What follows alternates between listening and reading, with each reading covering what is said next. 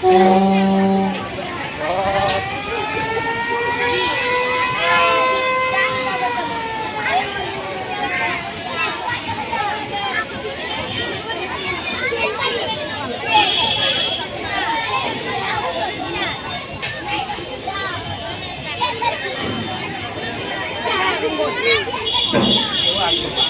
যে শুনেন, স্বামী হিসেবে আপনাকেই চাই।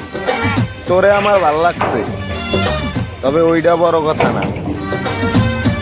আম্মাজান কইব, তারপর বিয়ে হইব। আমি রাজি।